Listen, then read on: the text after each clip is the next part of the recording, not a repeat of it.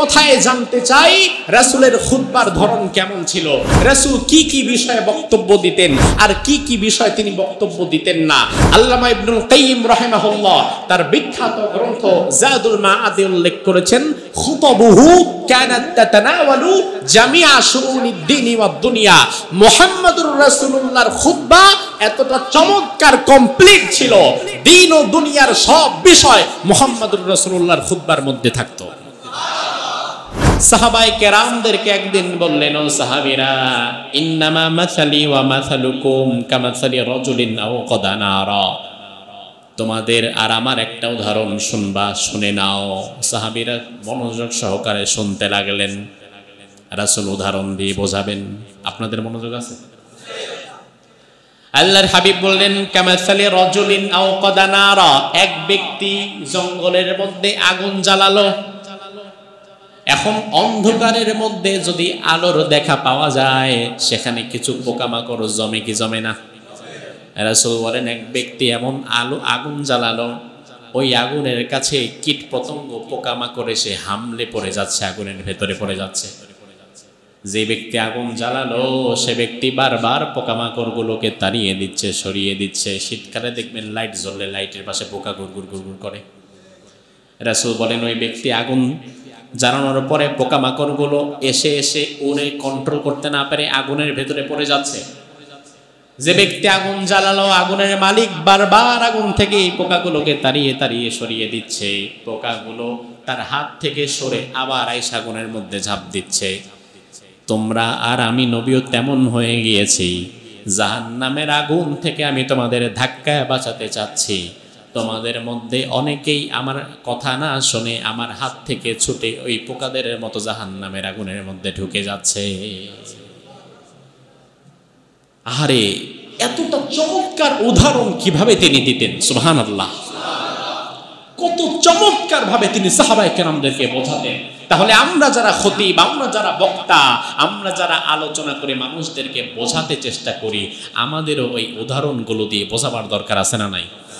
আজকের জুমার খুতবা বক্তা হিসাবে মুহাম্মদুর রাসূলুল্লাহ কেমন ছিলেন, খতিব হিসাবে তিনি কেমন ছিলেন, মসজিদে নববীর ইমাম হিসাবে তিনি কেমন ছিলেন, এই আলোচনাটি আপনাদের জন্য যতটা প্রয়োজন, এর চেয়ে অনেক বেশি প্রয়োজন যারা নিজেরা কথা বলে, যারা নিজেরা ইমাম, খতিব অথবা বক্তা, তাদের জন্য আরো বেশি প্রয়োজন। ঠিক কিনা? সবার জানা দরকার। তার কারণ দিন শেষে আমাদের উস্তাজ, আমরা যার থেকে শিক্ষা গ্রহণ করব, তিনি মুহাম্মদ সাল্লাল্লাহু আলাইহি ওয়াসাল্লাম। এই যে মিম্বার, এদিকে তাকান, এই যে মিম্বার, প্রতিটি মসজিদে এমন একটা মিম্বার আছে না? হয়তো ইটের, নয়তো কাঠের। আচ্ছা, রাসূল যখন মদিনাতে হিজরত করে গেলেন, আন্নান নবী আলাইহিস সালাম ইয়াকুমু ইয়াউমাল জুমআহ ইলা শাজারাতিন আও ইলা জিদআইন। তখনও মিম্বারটা আসে নাই, মিম্বার হয় নাই। তখন রাসূল একটা গাছের সাথে অথবা খেজুর গাছের গুড়ির সাথে হেলান দিয়ে তিনি খুতবা দিতেন। একজন সাহাবী এসে বললেন, ইয়া রাসূলুল্লাহ, আলা নাজআলু লাকা মিম্বারা, আপনার জন্য এমন একটা মিম্বার বানালে কেমন হয়, যেখানে বসে আপনি খুতবা দিলেন, যেখানে দাঁড়িয়ে খুতবা দিতে পারলেন, কেমন হয়?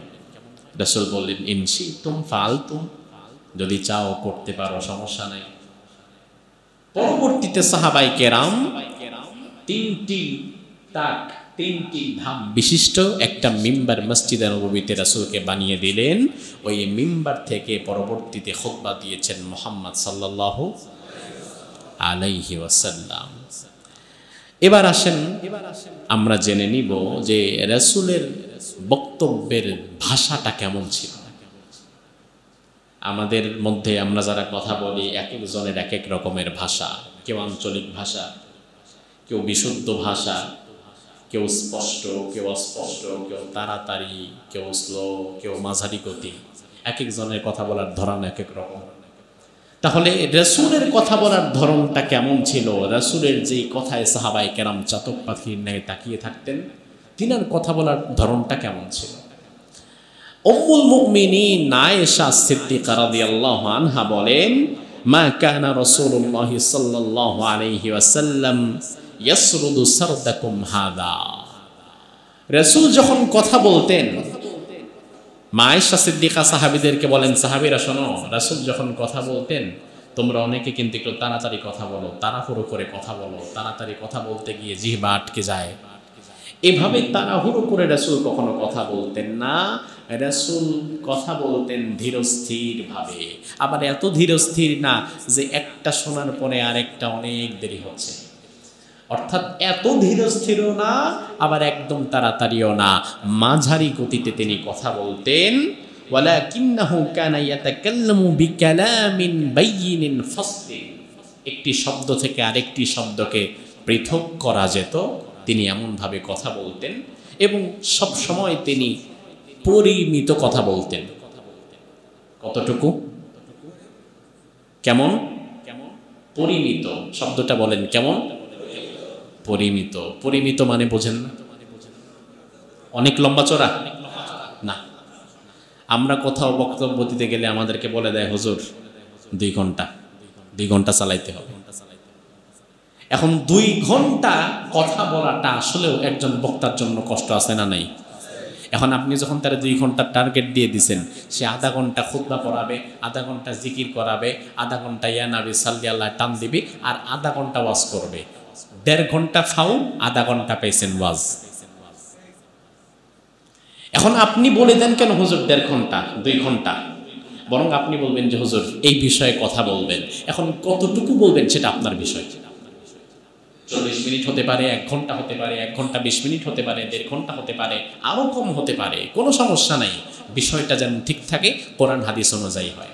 কিন্তু আমরা যখন বক্তাকে টার্গেট দিয়ে দেই 2 ঘন্টা কথা বলবেন, তখন বক্তা কথা বলতে বলতে, কথা বাড়াতে বাড়াতে বাড়াতে, কথার নাম লতা, যত বলে তত পেঁচায়, পেঁচাতে পেঁচাতে 2 ঘন্টার বক্তব্য দিতে গিয়ে অনেক বেফাস শব্দ মুখ থেকে বের হয়ে যায়, যে শব্দ নিয়ে পরবর্তীতে বিতর্ক সৃষ্টি হয়ে যায়। কথা কি বুঝেন? তো আপনি একজন মানুষকে কেন টার্গেট দেন 2 ঘন্টা কথা বলবেন? 2 ঘন্টা আপনি কথা বলেন, তা আবার স্বাভাবিকভাবে কথা না তো, যে কথায় সুর থাকবে, হুঙ্কার থাকবে, লয় থাকবে, ক্ষয় থাকবে, তাল থাকবে, ওঠানামা থাকবে। তো এভাবে করে আমরা যেই ওয়াজের সিলসিলা চালু করেছি, মুহাম্মদুর রাসূলুল্লাহর ওয়াজের পদ্ধতি এটা ছিল না। তিনি পরিমিত কথা বলতেন, কথা কম অর্থ বেশি, অল্প কথায় অধিক অর্থ বুঝিয়ে দিতেন। এখন কথা যিনি যত বলে তার কথায় ভুল হওয়ার সম্ভাবনা তত কম না তত বেশি? এজন্য আমরা যারা খতিব বক্তা, আমাদের সাবধান হওয়া দরকার। অতিরিক্ত কথা বলা অনুচিত, অতিরিক্ত কথা বলা, দীর্ঘ সময় কথা বলা অনুচিত। কারণ রাসূলের বিষয়ে হাদিসে মা আয়েশা বলেন, তিনি পরিমিত কথা বলতেন, শব্দ চয়ন স্পষ্ট করে করতেন, পরিমিত কথা বলতেন। এখন আমরা যদি লম্বা চড়া বক্তব্য দিতে অভ্যস্ত হয়ে যাই, তাহলে সেখানে ভুল হওয়ার সম্ভাবনা কম না বেশি? এজন্য আমার ভাইয়েরা, আমরা যারা কথা বলি, মেহেরবানি করে এমন কথা বলবো না যার দ্বারা বিতর্কের সৃষ্টি হতে পারে। কারণ আল্লাহ বলছেন, ওয়ালা তাকফু মা লাইসা লাকা বিহি ইলম, যে বিষয়ে তোমার জ্ঞান নাই ওই বিষয়ে কথা বলার দরকারও নাই। ইন্নাস সামা ওয়াল বাসারা ওয়াল ফুআদা কুল্লু উলাইকা কানা আনহু মাসউলা, তোমার চোখ, তোমার কান, তোমার জবান সব কিছুকেই একদিন হিসাব দিতে হবে একজনের কাছে। তিনি কে? আল্লাহ তাআলা। এজন্য মা আয়েশা বলেন, রাসূল সবসময় পরিমিত কথা বলতেন। 2 নম্বর রাসূলের কথা বলার পদ্ধতি ছিল, কানা ইউহাদ্দিসু হাদিসান লাউ আদ্দাহুল আদ্দু লা আহসাহু। সাহাবায়ে কেরাম বলেন, রাসূল যখন আমাদের সাথে খুতবা দিতেন, আমাদের সামনে কথা বলতেন, ওয়াজ করতেন, স্পষ্ট শব্দে কথা বলতেন, অস্পষ্ট শব্দে নয়। এতটা স্পষ্ট রাসূলের শব্দ ছিল, একটি শব্দ থেকে আরেকটি শব্দ আলাদা করা যেত। কোন গণনাকারী যদি বসে গুনতে চাইতো যে রাসূল আজকে আমার সামনে কতগুলো কথা বলেছে, ওই গণনাকারী ব্যক্তি প্রতিটি শব্দ আলাদাভাবে গুনে নিতে পারত। সুবহানাল্লাহ বলবেন না? দেখেন কত সুন্দর করে রাসূল কথা বলতেন। সাহাবায়ে কেরামের পরে বলেন, এই হচ্ছে রাসূল সাল্লাল্লাহু আলাইহি ওয়াসাল্লামের কথা বলার ধরন ছিল। আবার রাসূল যখন কোনো গুরুত্বপূর্ণ কথা বোঝাতে চাইতেন তখন ওই কথাকে রাসূল 3 বার উচ্চারণ করতেন। ইযা তাকাল্লামা আন-নবী কালিমাতিন আদাহা সালাসান হাত্তা তুফহামু আনহু। আমাদের রাজনৈতিক নেতারা দেখবেন বক্তব্য দেওয়ার সময় বলে আগামীতে নির্বাচন দিতেই হবে দিতেই হবে দিতেই হবে, এমন একটা কথা কি শেষে দেখবেন ঝাড়ি একটা দিয়া 3 বার বলে, এমন শোনেন নাই?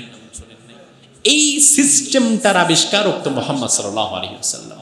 সাহাবায়ে কেরাম বলেন রাসূল যখন আমাদের সামনে কোনো একটা বিষয় গুরুত্ব দিয়ে বোঝাতে চাইতেন ওই বিষয়টা তিনি আদাহা সালাতান একে একে আমাদেরকে 3 বার বলতেন। কয়বার? তাই আজকে আমরা যারা কথা বলি আমাদের এই কথা বলার পদ্ধতির আবিষ্কারক মুহাম্মদ সাল্লাল্লাহু আলাইহি ওয়াসাল্লাম। কতটা চমৎকার বিষয়। এরপরে সাহাবায়ে কেরাম বলেন মা খাতাবানা রাসূলুল্লাহ সাল্লাল্লাহু আলাইহি ওয়াসাল্লাম ইল্লা আশারা বিসাব্বাবাতিহি। রাসূল যখন আমাদের সামনে কথা বলতেন, খুতবা দিতেন, ওয়াজ করতেন, তখন রাসূল অধিকাংশ সময় তার সাব্বাবা এই তর্জনী আঙ্গুলটাকে নাড়িয়ে নাড়িয়ে কথা বলতেন। আমল পড়ার মতো পুরাটা একদমই নিচের দিকে তাকায় পড়ে গেছেন, তাহলে ওই কথায় মানুষ খুব একটা আকর্ষণ ফিল করবে না, শুনতেও বোরিং ফিল করবে, মনোযোগ আসবে না। কিন্তু আপনি যদি আপনার শ্রোতার সাথে আই কন্ট্যাক্ট করেন, তার দিকে তাকান, হাত নাড়ান তাকে বোঝাবার সময়, তাহলে এই আপনার বডি ল্যাঙ্গুয়েজটা শ্রোতার ভেতরে আরো বেশি প্রভাব বিস্তার করবে, ঠিক কিনা? তাহলে এই বিষয়টায় রাসূল দেখিয়ে গিয়েছেন, তিনি হাত নাড়িয়ে নাড়িয়ে সাহাবাদেরকে বোঝাতেন, সাহাবীদেরকে কথা বলা শেখাতেন। আমি গত মাসে যখন মালয়েশিয়াতে ছিলাম, মাগরিবের পরে মসজিদ আল ইমাম আল বুখারী, ওই মসজিদে মাগরিবের নামাজ আদায় করলাম। মাগরিবের পরেই একজন শায়েখ এলে তিনি এরকম একটা টেবিলে বসে, আমরা যেমন সোমবারে দারসুল কোরআনের একটা প্রোগ্রাম করি, সেখানে আবার প্রতিদিনই এমন হয়। একজন শায়েখ এলেন, একটা টেবিল চেয়ার, তিনি কোরআনে কারিম থেকে 1 ঘন্টা উপস্থিত যারা ছিল তাদেরকে কথা শোনাচ্ছিলেন। আমি 1 ঘন্টা মালয়েশিয়ার ওই মসজিদে বসে তার বক্তব্যটা খুব মনোযোগ সহকারে শুনতে চেষ্টা করলাম, শুনলাম। আমাকে পাশ থেকে এক বাংলাদেশি প্রবাসী ভাই হেসে জিজ্ঞেস করলো যে হুজুর আপনি যে এত মনোযোগ দিয়ে শুনতেছেন, আপনি কি কিছু বুঝতেছেন তার কথা? তার কারণ তার ভাষা তো মালয় ভাষা। আমি বললাম না, আমি কিছুই বুঝতেছি না।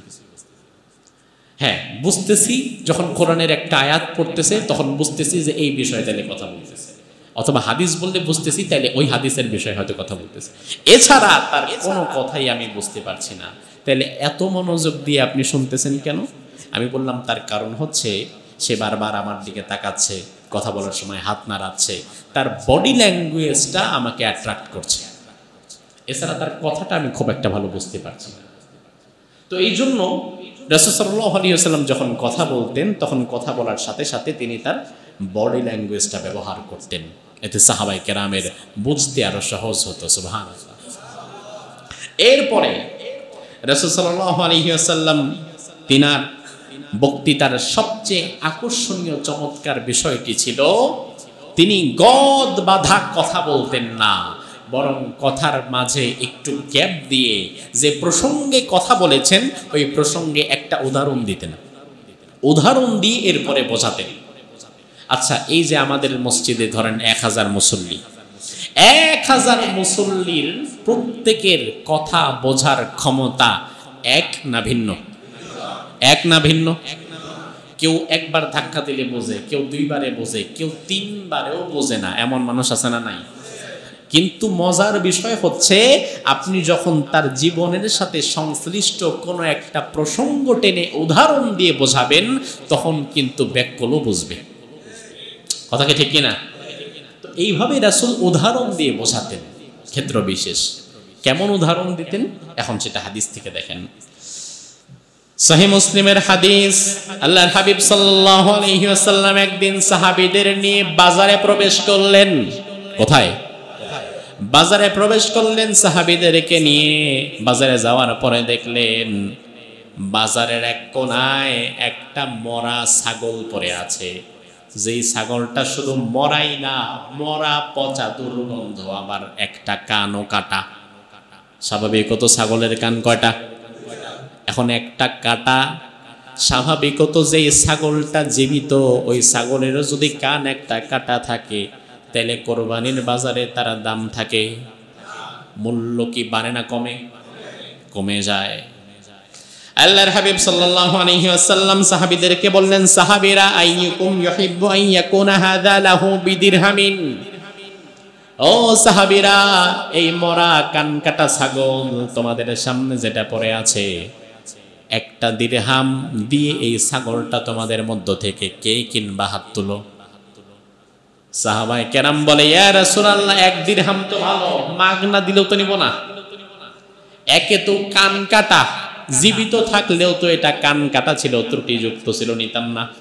একে তো কান কাটা, এরপরে আবার মরা, দুর্গন্ধ, এটারে এক দিরহাম তো দূরের কথা, মাগনা দিলেও তো আমরা নিব না। আল্লাহর হাবিব বললেন, তার মানে তোমাদের কাছে ছাগলের কোনো দাম নাই? বলে না। এবার বিশ্বনবী বললেন, ও সাহাবীরা শুনে নাও, দুনিয়াটাও হচ্ছে আল্লাহর কাছে এমন, দুনিয়াটা আল্লাহর কাছে এমন। আদ-দুনিয়া আহওয়ানু আলাল্লাহি মিন হাদা আলাইকুম। এই কান কাটা মরা ছাগল তোমাদের কাছে যতটা মূল্যহীন, পুরা দুনিয়াটা আল্লাহর কাছে তার চেয়ে বেশি মূল্যহীন। সুবহানাল্লাহ কয় না? আহারে, আমার বোঝানোর ধরন ভালো না, আমি ভালো বোঝাতে পারি না, কিন্তু মুহাম্মদুর রাসূলুল্লাহর বোঝানোর ধরন কি ভালো না? তাহলে সুবহানাল্লাহ বলতে সমস্যা কি আপনার? আরে আমার ওয়াজে খুশি হয়ে সুবহানাল্লাহ বলতে হবে না, কিন্তু রাসূল যে ওয়াজটা করলেন সাহাবীদেরকে 1 মিনিটের মধ্যে, আরে কান কাটা মৃত ছাগল দিয়ে তিনি কি চমৎকার একটা বিষয় বুঝিয়ে দিলেন। সুবহানাল্লাহ বলবেন না? এজন্যই আল্লাহর হাবিব বলেন, ও আমার সাহাবীরা শুনে নাও, লাউ কানাতিদ দুনিয়া তাদিলু ইনদাল্লাহি জানাহা বাউদা মা সাকা কাফিরাম মিনহা শারবাতা মা। এই গোটা দুনিয়ার দাম যদি আল্লাহর কাছে একটা মশার ডানা পরিমাণ হতো, তাহলে আল্লাহ তাআলা দুনিয়ার কোনো কাফেরকে এক ফোঁটা পানিও পান করতে দিতেন না। দুনিয়ার কাফেরেরা এত নিয়ামত পাওয়ার কারণ হচ্ছে দুনিয়াটার দাম আল্লাহর কাছে মশার পাখার সমান হয় নাই। দুনিয়ার কোনো দাম আল্লাহর কাছে নাই, আল্লাহর কাছে দাম হচ্ছে ইমানদারের। ইমানদার আছে, দুনিয়া টিকে আছে। ইমানদার যেদিন দুনিয়াতে আর থাকবে না, সেদিন দুনিয়াটাও থাকবে না। তাহলে দাম কি দুনিয়ার না ইমানদারের? ইমানদারের দাম। এভাবে রাসূল উদাহরণ দিয়ে বোঝাতেন। আবার আবু হুরায়রা রাদিয়াল্লাহু আনহু থেকে বর্ণিত, রাসূল বলেন, সাহাবায়ে কেরামদেরকে একদিন বললেন, ও সাহাবীরা, ইন্নামা মাসালি ওয়া মাসালুকুম কামাসালি রাজুলিন আও কাদা নারা। তোমাদের আর আমার একটা উদাহরণ শুনবা, শুনে নাও। সাহাবীরা মনোযোগ সহকারে শুনতে লাগলেন। রাসূল উদাহরণ দিয়ে বোঝাবেন। আপনাদের মনোযোগ আছে? আল্লাহর হাবিব বললেন, কামাসালি রাজুলিন আও কাদা নারা। এক ব্যক্তি জঙ্গলের মধ্যে আগুন জ্বালালো। এখন অন্ধকারের মধ্যে যদি আলোর দেখা পাওয়া যায়, সেখানে কিছু পোকামাকড় জমে কি জমে না? রাসূল বলেন, এক ব্যক্তি এমন আগুন জ্বালালো, ওই আগুনের কাছে কীট পতঙ্গ পোকামাকড় এসে হামলে পড়ে যাচ্ছে, আগুনের ভেতরে পড়ে যাচ্ছে। যে ব্যক্তি আগুন জ্বালালো, সে ব্যক্তি বারবার পোকামাকড়গুলোকে তাড়িয়ে দিচ্ছে, সরিয়ে দিচ্ছে। শীতকালে দেখবেন লাইট জ্বললে লাইটের পাশে পোকা গুড়গুড় গুড়গুড় করে। রাসূল বলেন, ওই ব্যক্তি আগুন জ্বালানোর পরে পোকামাকড়গুলো এসে এসে ওরে কন্ট্রোল করতে না পারে আগুনের ভেতরে পড়ে যাচ্ছে। যে ব্যক্তি আগুন জ্বালালো, আগুনের মালিক বারবার আগুন থেকে এই পোকাগুলোকে তাড়িয়ে তাড়িয়ে সরিয়ে দিচ্ছে। পোকাগুলো তার হাত থেকে সরে আবার আইসা আগুনের মধ্যে ঝাঁপ দিচ্ছে। তোমরা আর আমি নবীও তেমন হয়ে গিয়েছি। জাহান্নামের আগুন থেকে আমি তোমাদের ধাক্কায় বাঁচাতে চাচ্ছি। তোমাদের মধ্যে অনেকেই আমার কথা না শুনে আমার হাত থেকে ছুটে ওই পোকাদের মতো জাহান্নামের আগুনের মধ্যে ঢুকে যাচ্ছে। আরে এতটা চমৎকার উদাহরণ কিভাবে তিনি দিতেন! সুবহানাল্লাহ। কত চমৎকার ভাবে তিনি সাহাবায়ে কেরামদেরকে বোঝাতেন। তাহলে আমরা যারা খতিব, আমরা যারা বক্তা, আমরা যারা আলোচনা করে মানুষদেরকে বোঝাতে চেষ্টা করি, আমাদেরও ওই উদাহরণগুলো দিয়ে বোঝাবার দরকার আছে না নাই? তাহলে মানুষ সহজে বুঝে যাবে, সহজে বুঝবে। অনেক জায়গায় আমাকে বলে, হুজুর এত সুন্দর আলোচনা আপনি করছেন, এই বিষয়ে যে কথা বলছেন এটা কোন কিতাব থেকে পাইছেন? মানে এই 1-1.5 ঘন্টা আলোচনার জন্য আপনি কোন কিতাব পড়েছেন? আরে ভাই, 1 ঘন্টা 1.5 ঘন্টার আলোচনার জন্য একটা কিতাব না, অসংখ্য কিতাব থেকে পড়তে হয়। কিন্তু দিন শেষে বিষয় হচ্ছে রাসূল যেভাবে আলোচনা করেছেন, মানুষকে বুঝিয়েছেন, আপনি যদি ওটা ফলো করতে পারেন তাহলে আপনি সফল হবেন। অন্য কাউকে ফলো করা দরকার নাই। আপনি দেখেন যে রাসূলের কথা বলার ধর্ম, বোঝাবার পদ্ধতি কেমন ছিল, ঠিক কিনা? এরপরে রাসূল সাল্লাল্লাহু আলাইহি ওয়াসাল্লামের বক্তব্যের আরেকটা ধরন ছিল, তিনি মাঝে মাঝে সাহাবায়ে কেরামদেরকে এই হৃদয় স্পর্শী ভাষায় কথা বলতেন। এমন কথা বলতেন যার দ্বারা সাহাবায়ে কেরাম কাঁদতে কাঁদতে বেকারার হয়ে যেত। মসজিদের মিম্বার থেকে এইভাবে কথা বলতেন। সাহাবায়ে কেরাম বলেন, ওয়াযানা রাসূলুল্লাহ সাল্লাল্লাহু আলাইহি ওয়াসাল্লাম মাউইযাতান বালিগা। একদিন বিশ্বনবী এমন একটা ওয়াজ আমাদেরকে করলেন, ওয়াজিলাত মিনহাল কুলুব ওয়া যারাফাত মিনহাল উয়ুন। তার কথা শুনে আমাদের অন্তরগুলো ভেঙে চুরমার হয়ে গেল, অন্তর বিগলিত হলো, অশ্রুসিক্ত হলো, আমরা কাঁদতে থাকলাম। আমরা রাসূলকে জিজ্ঞেস করলাম, ইয়া রাসূলুল্লাহ কাআন্নাহা মাউইযাতুন মুওয়াদ্দিয়া। এত মর্মস্পর্শী ভাষায় আপনি খুতবা দিলেন, মনে হচ্ছিল এটা মনে হয় আপনার সাথে আমাদের বিদায়ী সাক্ষাৎ।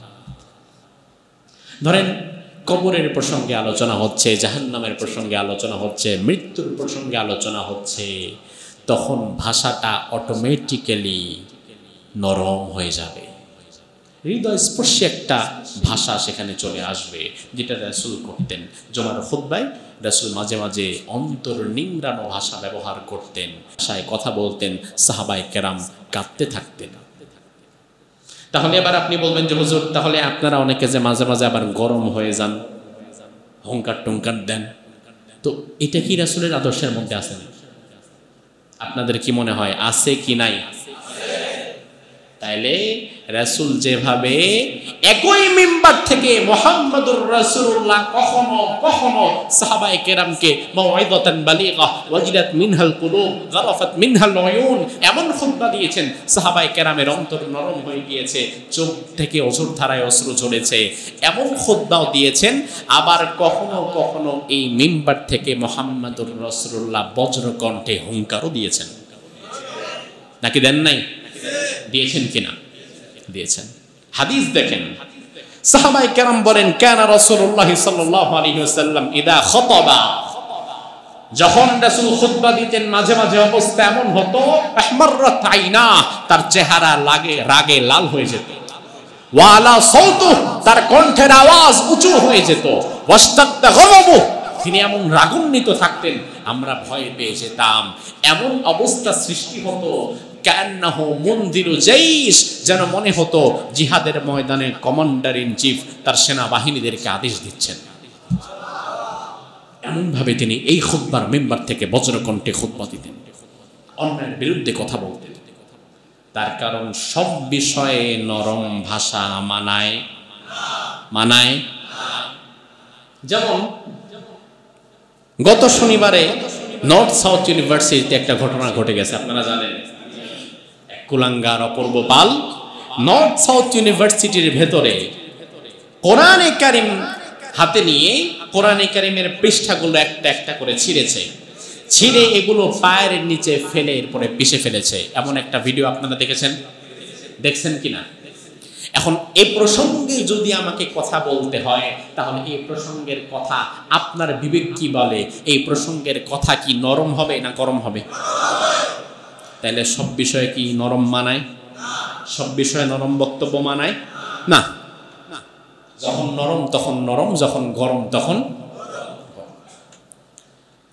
তবে প্রসঙ্গক্রমে যেহেতু চলে আসলো আবার, এজন্য আমরা বলতে চাই, গত শনিবারের ঘটনা, তার মানে আজকে প্রায় 1 সপ্তাহ পার হয়ে গেছে।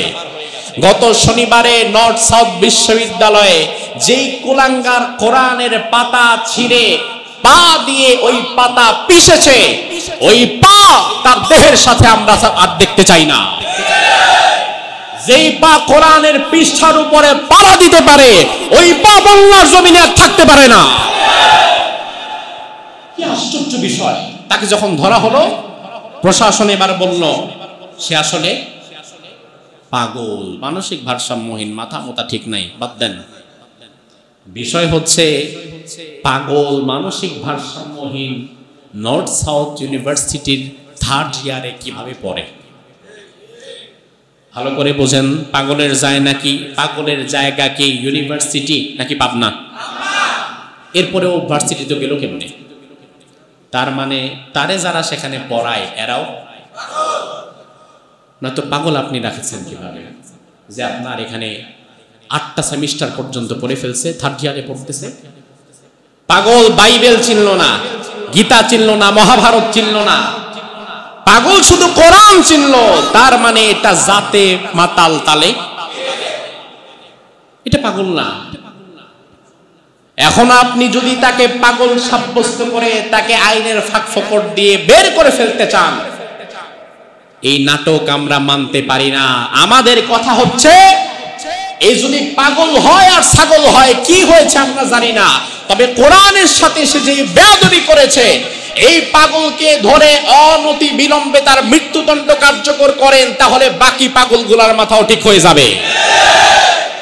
আমরা তো এমন পাগলামি কয়দিন পরে আরেক নাস্তিক করতে পারে, তখনও তো আবার পাগলামের কথা বলে তাকে পার করে দিবেন।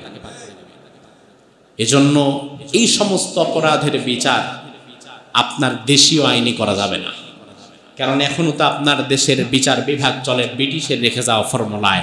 আর ব্রিটিশ তো কোরআন অবমাননার জন্য মৃত্যুদণ্ড দিবে না, ব্রিটিশ তো ধর্ম অবমাননার জন্য মৃত্যুদণ্ড দিবে না। এজন্য ইমাম মালিক রাহিমাহুল্লাহ তিনি বলেন, কোন ব্যক্তি যদি কোন মুসলিম দেশে ইসলামের কোন অনুষঙ্গকে অপমান করে, ফায়ুকতালু মুসলিমান কানা ও কাফেরা, সে মুসলমান হোক অথবা অমুসলিম হোক, যে কোনো ধর্মের হোক না কেন, ইসলামের মূল অনুষঙ্গগুলো সে যদি অপমান করে, অন্য কোনো বিচার না, তার একটাই বিচার, তাকে মৃত্যুদণ্ড দিতে হবে, অন্য কোনো বিচার না। এখন এই বিচার ব্যবস্থা ততদিন কায়েম করতে পারবেন না যতদিন না রাষ্ট্রীয়ভাবে বিচার ব্যবস্থাকে ইসলামের আদলে সাজানো যায়। কারণ আপনার দেশ এই বিচার ব্যবস্থা জীবনে কোনোদিন তারে এই শাস্তি দিবে না, কোনোদিন দিবে না, কিন্তু আল্লাহর বিধানে এই শাস্তি আছে না নাই? এখন প্রশ্ন আপনার কাছে, আপনি কোন বিচার চান? আল্লাহ বললেন, আফা হুকমাল জাহিলিয়াতি ইয়াবগুন ওয়া মান আহসানু মিনাল্লাহি হুকমান লিকাওমি ইয়াকিনুন। তোমরা কি আমি আল্লাহর বিচার বাদ দিয়ে জাহিলি যুগের বিচারের দিকে ফিরে যেতে চাচ্ছ নাকি? অথচ আকাশ এবং জমিনে আল্লাহর চাইতে নেই বিচারক আর কেউ হতে পারে না। আমি মনে করি বাংলাদেশে সব চাইতে বেশি কোরআন অবমাননা হয় সংসদের ভেতরে। আপনি বলবেন হুজুর কিভাবে?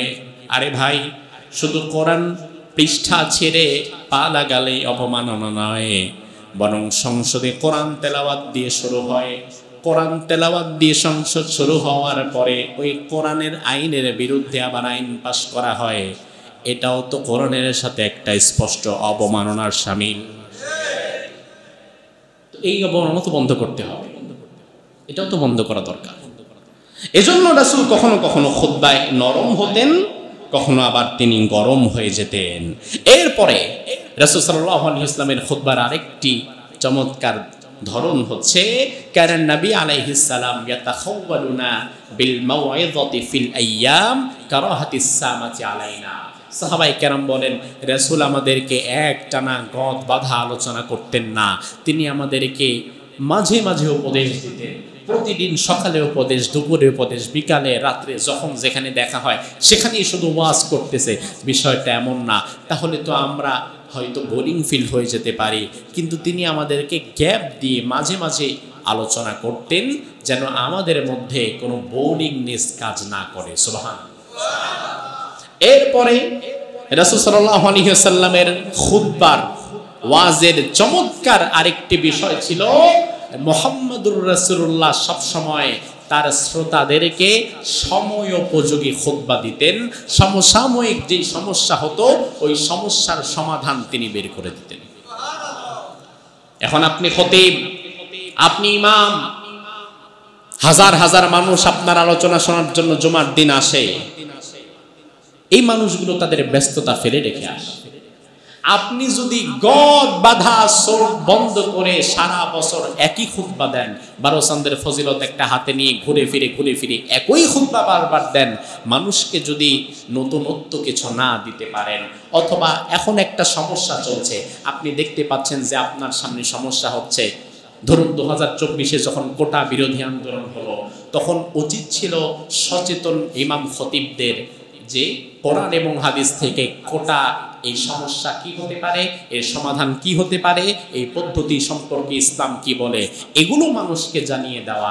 ওই মুহূর্তে এই বিষয়ের খুতবা না দিয়ে আপনি যদি শুধু জিকিরের কথা বলেন, এটা বেমানান। কারণ রাসূল তিনার খুতবার ধরন ছিল তিনি সমসাময়িক কথা বলতেন, এবং যখনই সাহাবায়ে কেরামদের মাঝে কোনো একটা বিষয়ের বিস্তর ঘটে যেত, কোনো একটা বিষয় বারবার তিনি দেখতে পেতেন, এই বিষয়ের সমস্যা তুলে ধরে এই বিষয়ে তিনি খুতবা দিতেন। এটা একজন খতিবের দায়িত্ব। যেমন হাদিস থেকে এবার দলিল নেন। জাবের বিন আব্দুল্লাহ রাদিয়াল্লাহু আনহু বলেন, আল্লাহর হাবিব একদিন বাহিরে বের হয়ে দেখলেন কিছু মানুষ ঝগড়াঝাটি করছে। ঝগড়াঝাটি দেখার পরে বিশ্বনবী এবার সেদিন মসজিদে নববীতে যখন দাঁড়ালেন খুতবা দেওয়ার জন্য, তখন আল্লাহর হাবিব কি খুতবা দিলেন দেখেন। খুতবানা রাসূলুল্লাহ সাল্লাল্লাহু আলাইহি ওয়াসাল্লাম, বিশ্বনবী ঝগড়াঝাটি দেখার পরে আমাদের সেদিন খুতবা দিলেন, লা তারজিউ বাদি কুফারা ইয়াদরিবু বা'দুকুম রিকাবা বা'দ। ও সাহাবীরা, আমার পরে তোমরা জাহিরি যুগের দিকে ফিরে যেও না, কুফরের দিকে ফিরে যেও না, একে অপরের ঘাড়ের মধ্যে মারবা, একে অপরের সাথে ঝগড়া ফাসাদ করবা, এমন দৃশ্যে আর তোমরা অবতরণ করো না। অর্থাৎ রাসূল সেদিন ঝগড়াঝাটি দেখে ইনস্ট্যান্ট সেই বিষয়ে রাসূল খুতবা দিয়েছেন। যেই বিষয়ে যখন সমস্যা দেখেছেন ওই বিষয়ে তৎক্ষণাৎ খুতবা তিনি দিয়েছেন। আবার আল্লাহর হাবিব সাল্লাল্লাহু আলাইহি ওয়াসাল্লাম একদিন জুমার দিন মসজিদে খুতবা দিচ্ছিলেন। আন্না রাজুলান দাখালাল মসজিদ ইয়াউমাল জুমআহ, রাসূল যখন খুতবা দিচ্ছিলেন এক ব্যক্তি মসজিদে প্রবেশ করলেন। প্রবেশ করে বললেন, ইয়া রাসূলুল্লাহ, হালাকাতিল আমওয়াল ওয়া কাতাতিস সুবুল, আমাদের সম্পদগুলো নষ্ট হয়ে যাচ্ছে, ফসলগুলো নষ্ট হয়ে যাচ্ছে, আমাদের রাস্তাঘাটগুলো ফেটে চৌচির হয়ে যাচ্ছে, আমাদের বৃষ্টি বন্ধ হয়ে গেছে, আপনি একটু দোয়া করেন। সুম্মা রাফা ইয়াদাইহি ইলাস সামা, আল্লাহর হাবিব খুতবায় আরশের দিকে হাত তুললেন, তুলে বললেন, আল্লাহুম্মা গিসনা, আল্লাহুম্মা গিসনা, আল্লাহুম্মা গিসনা। এইভাবে এই দোয়াটা রাসূল 3 বার করলেন। সাহাবায়ে কেরাম বলেন, আমরা তাকে অবাক হয়ে দেখলাম, বাহিরে প্রচন্ড রোদে থাকা যায় না, রাসূল যখনই মসজিদের মিম্বার থেকে বৃষ্টির জন্য দোয়া করলেন, আমরা নামাজ শেষ হওয়ার পরে ঘরে যখন গেলাম, আমরা ভিজতে ভিজতে সবাই ঘরে গেলাম। ইনস্ট্যান্ট যে বিষয়ে প্রশ্ন আসবে, যে সমস্যা দেখা দিবে, আমি যদি দেখি আমার মুসল্লিদের মধ্যে একটা সমস্যা ব্যাপক আকার ধারণ করেছে, ওই মুহূর্তে সবচেয়ে ইম্পর্টেন্ট হচ্ছে এই বিষয়ের সমাধান জুমার মিম্বার থেকে দিয়ে দেওয়া। এই বিষয়ে কোরআন কি বলে, হাদিস কি বলে, ইসলামের দৃষ্টিভঙ্গি কি, এটা মুসল্লিদেরকে জানিয়ে দেওয়ার দরকার আছে না নাই? এজন্য রাসূল তিনি সমসাময়িক খুতবা দিতেন। যে প্রশ্ন আসতো, যে প্রসঙ্গ আসতো, এই প্রসঙ্গ সমসাময়িক খুতবা দিয়ে এর সমাধান দিয়ে দিতেন। সুবহানাল্লাহ। এরপরে জুমার মিম্বার থেকে রাসূল সাল্লাল্লাহু আলাইহি ওয়াসাল্লাম জিকিরের ওয়াজ যেমন করেছেন, নামাজের ওয়াজ যেমন করেছেন, হজ যাকাতের ওয়াজ যেমন করেছেন, একই সাথে আমার অর্থনীতি, সমাজনীতি, রাজনীতি, যুদ্ধনীতি, বন্দিনীতি এই বিষয়ের কথাও বলেছেন না বলেন নাই? বলেছেন না বলেন নাই? এবার দলিল নেন। সাহাবায়ে কেরাম বলেন, আন আবি হুরায়রা রাদিয়াল্লাহু আনহু, আবু হুরায়রা থেকে বর্ণিত হাদিস, খুতবানা রাসূলুল্লাহ সাল্লাল্লাহু আলাইহি ওয়াসাল্লাম ফাযাকারাল জিহাদ ওয়াল গাযওয়া, রাসূল আমাদের সামনে একদিন খুতবা দিচ্ছিলেন, সেই খুতবায় রাসূল যুদ্ধনীতি, জিহাদের নীতি, বন্দি নীতি, কূটনীতি, রাষ্ট্রীয় অনেক বিষয় সম্পর্কে আলোচনা করলেন। তার মানে রাসূলের জুমার খুতবায় মাঝে মাঝে রাজনৈতিক বিষয় আসতো না? আসতো না? আসতো কি আসতো না? তাহলে এখন আপনি যদি আপনার খতিব সাহেবকে বলে দেন, হুজুর রাজনীতির কোনো বিষয়ে বলবেন না, দেশে যা হচ্ছে হোক, ওইটা আপনার দেখার দরকার নাই, আপনি শুধু আসমানের ওপরের আর জমিনের নিচের ওয়াজ করবেন, তাহলে এটা রাসূলের সুন্নাহ বিরোধী হবে। কারণ রাসূল এই বিষয়ে কথা বলেছেন। আমাকে যদি এই চেয়ারে বসান, এই বিষয়ে আমি কথা বলবো, কারণ এটা রাসূল বলেছেন। এখন আপনি যদি বলেন যে হুজুর এক কথা একটু আমাকে বলে দেন তো, যে আসলে রাসূলের খুতবার ধরনটা কেমন ছিল। অনেক হাদিস শুনলাম, অনেকগুলো প্রসঙ্গ এবং পয়েন্ট শুনলাম। আপনি যদি আমাকে বলেন যে হুজুর এক কথায় বলে দেন, এক কথায় জানতে চাই রাসূলের খুতবার ধরন কেমন ছিল, রাসূল কি কি বিষয়ে বক্তব্য দিতেন আর কি কি বিষয়ে তিনি বক্তব্য দিতেন না, তাহলে আল্লামা ইবনুল কাইয়িম রাহিমাহুল্লাহ তার বিখ্যাত গ্রন্থ জাদুল মাআদে উল্লেখ করেছেন, খুতবুহু কানাত তাতানাওয়ালু জামিআ শুউনিদ দ্বীনি ওয়াদ দুনিয়া। মুহাম্মদুর রাসূলুল্লাহর খুতবা এতটা চমৎকার কমপ্লিট ছিল, দ্বীন ও দুনিয়ার সব বিষয় মুহাম্মদুর রাসূলুল্লাহর খুতবার মধ্যে থাকতো। কোনো একটা বিষয় নয়, আপনার জীবনের জন্য যতগুলো বিষয় দরকার রাসূলের খুতবার মধ্যে ততগুলো বিষয়ের সমাহার ছিল। সুবহানাল্লাহ। তাহলে মানুষের জীবনের যত দিক ও বিভাগ আছে, এই সব দিক ও বিভাগ নিয়ে কথা বলা দরকার আছে না নাই? সব দিক ও বিভাগ নিয়ে কথা বলা দরকার। বিষয় হচ্ছে আমাদের ইমাম সাহেব, খতিব সাহেব, এই মহান দায়িত্বে যারা আছে, আপনি মনে করবেন না যে এই দায়িত্বটা ছোট। আপনারা বলেন তো ভাই, একজন ইমাম সাহেবের দায়িত্ব কি ছোট না বড়? দায়িত্ব কি কম না বেশি? সম্মান কম না বেশি? বেতন কম না বেশি?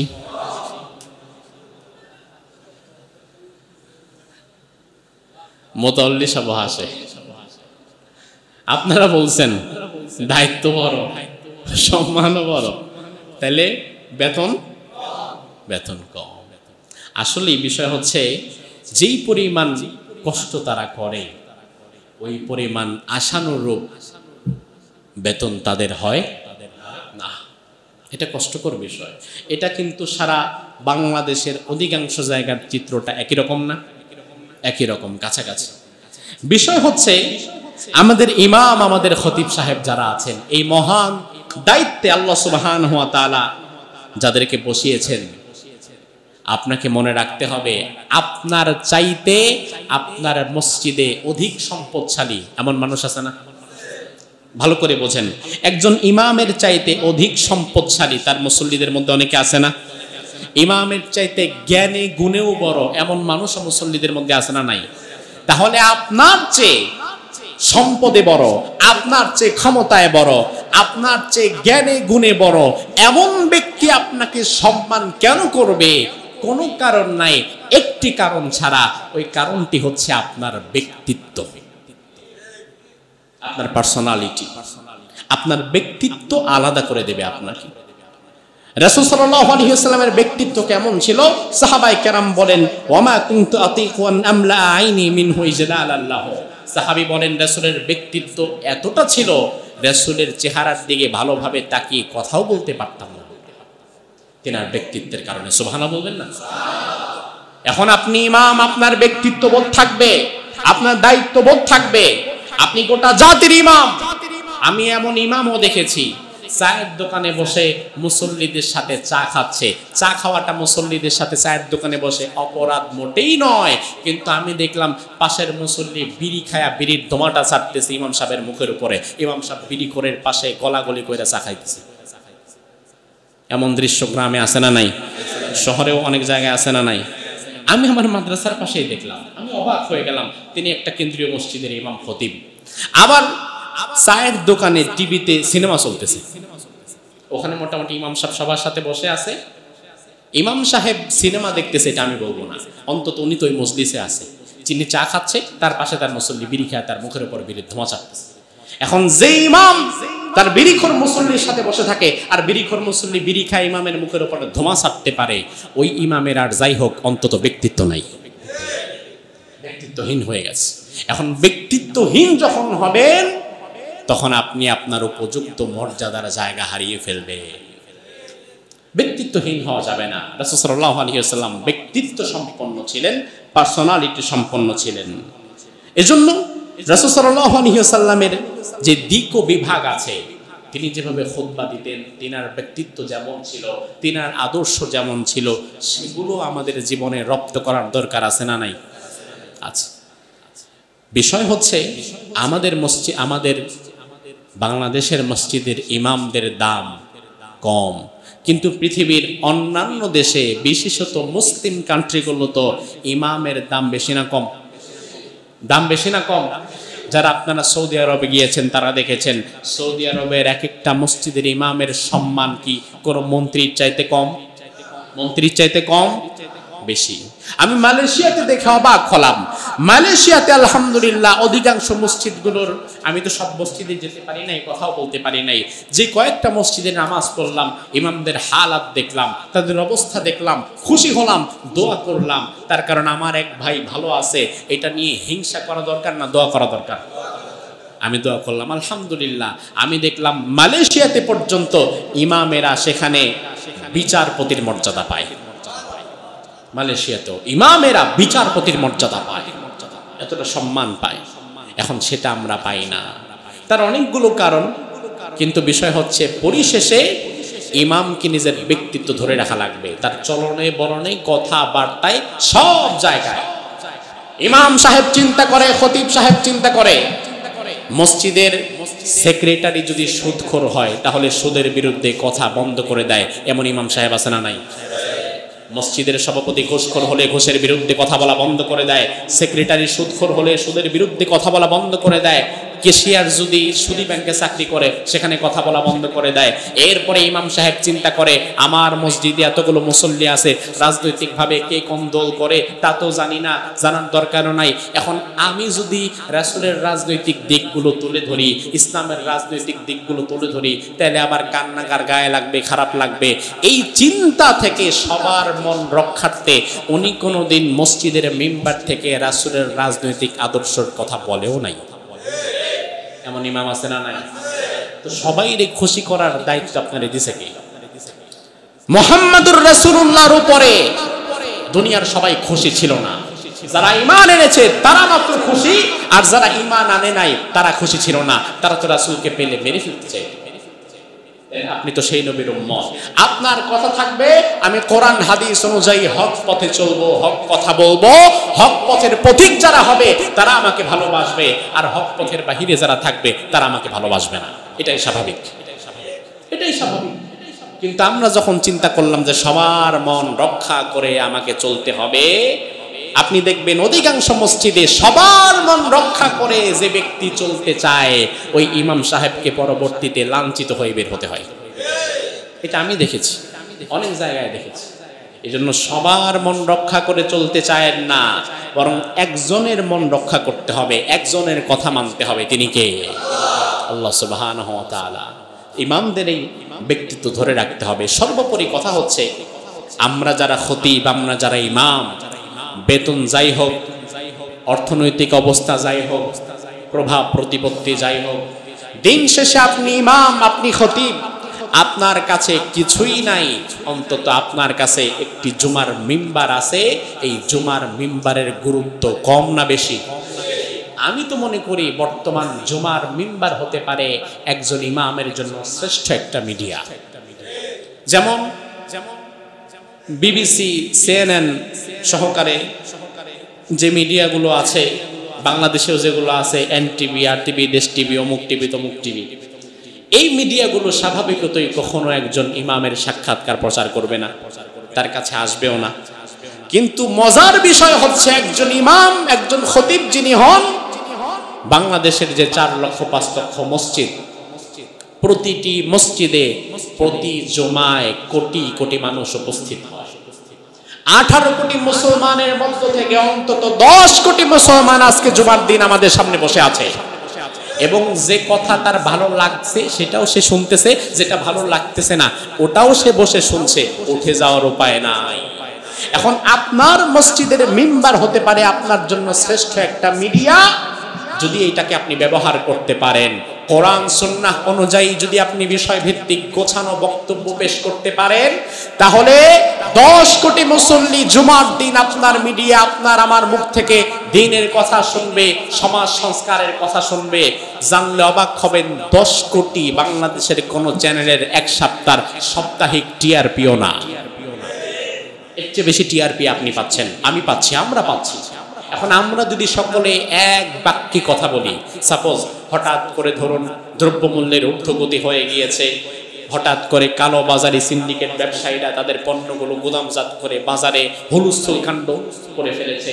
ওই মুহূর্তে আমরা 4 লক্ষ মসজিদের ইমাম সাহেবেরা যদি পড়াশোনা করে ব্যবসায়ীদের কি করণীয়, কি করলে তারা জান্নাতি হবে, কি করলে জাহান্নামী হবে, কোন কাজ ব্যবসায় করা যাবে না, কালো বাজারিদের কি পরিণতি, সিন্ডিকেটদের বিরুদ্ধে ইসলাম কি বলেছে, এই বিষয়গুলোতে যদি একটা জমায় 4 লক্ষ মসজিদ থেকে একই সুরে কথা আসে, তাহলে এটা জাতীয় যে কোনো মিডিয়ার চাইতে আরো বেশি প্রভাব বিস্তার করবে, যদি আপনি এটাকে কাজে লাগাতে পারেন।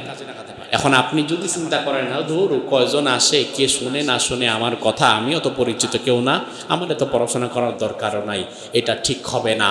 তার কারণ আপনার দায়িত্ব প্রচার করা, কে শুনবে আর কে শুনবে না ওই চিন্তা করার দায়িত্ব আপনার না। আপনি হবেন মুয়াজ্জিনের মতো। মুয়াজ্জিনের দায়িত্ব হচ্ছে শুধু আজান দিয়ে দেওয়া, আজানের পরে মসজিদে মুসল্লি আসলো কি আসলো না এই দায়িত্ব মুয়াজ্জিনের না। গ্রামে গঞ্জে এমন মসজিদ আছে যে মসজিদে আজান হওয়ার পরে ফজরের সময় একজন মুসল্লিও আসে না, ইমাম সাহেব নিজেই মুয়াজ্জিন, নিজেই ইমাম, একা একা নামাজ পড়ে, এমন মসজিদ ও গ্রামে আছে না নাই? এখনো আছে না নাই? আছে। এখন ওই মুয়াজ্জিন যদি চিন্তা করে, আমি আমার আজানের পরে যেহেতু মুসল্লি আসেই না, শুধু শুধু ফজরের আজান আর দিব না, ঘুমায় থাকবো, আল্লাহ তাআলা কিয়ামতের ময়দানে কিন্তু তারে ধরবে। আল্লাহ ধরে বলবে, মুয়াজ্জিন তোমার আজানের পরে মুসল্লি আসলো কি আসলো না সেটা দেখার বিষয় তোমার ছিল না, এই বিষয়ে আমি তোমারে ধরতামও না, কিন্তু তুমি যেহেতু আজান দাও নাই, দায়িত্ব পাওয়ার পরে এই বিষয়ে তোমার এখন জবাব দেওয়া লাগবে। অর্থাৎ আপনি হবেন এই পথহারা জাতির মুয়াজ্জিন। আমার বক্তব্য কে শুনলো, কে শুনলো না, কে মানলো, কে মানলো না, সে বিষয়ে আল্লাহ তাআলা আমাকে একবার প্রশ্ন করবে না।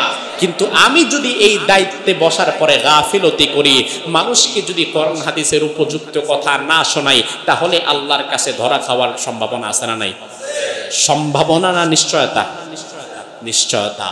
এজন্য রাসূল সাল্লাল্লাহু আলাইহি ওয়াসাল্লাম তিনি যেভাবে মসজিদে নববীর মিম্বার থেকে সমাজ সংস্কারের কথা বলেছেন, জাগতিক সকল বিষয়ে কথা বলেছেন, আল্লামা ইবনুল কাইয়্যিম রাহিমাহুল্লাহর কথা অনুযায়ী তিনি দ্বীন ও দুনিয়ার সকল দিক ও বিভাগ নিয়ে কথা বলেছেন। আমরা যারা এই দায়িত্বে আছি, আমাদেরও প্রতিটি সেক্টর নিয়ে কথা বলা দরকার, ঠিক কি না? আল্লাহ সুবহানাহু ওয়া তাআলা আমাদের মিম্বারগুলোকে মসজিদে নববীর মিম্বারের মতো কবুল করুক, আমরা বলি আমিন। হাদা মা ইনদি ওয়াল ইলমু ইনদাল্লাহ আলাইহি তাওয়াক্কালতু ওয়া ইলাইহি উনীব।